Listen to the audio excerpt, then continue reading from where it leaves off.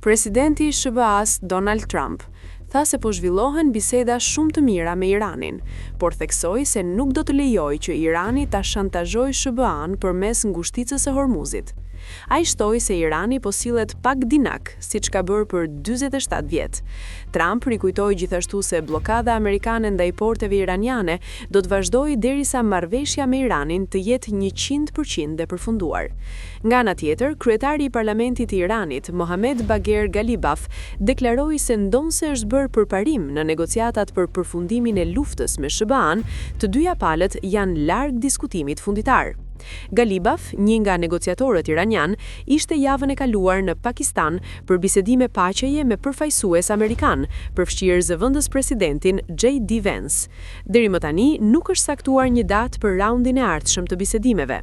Kryetari i parlamentit i Iranit, Mohamed Bagher Ghalibaf, ka deklaruar se është e pamundur që vendet e tjera të kalojnë nëpër ngushticën e Hormuzit nëse Irani nuk mund ta bëjë këtë, duke theksuar se kjo pikë strategjike ndodhet tashmë nën kontrollin e Teheranit.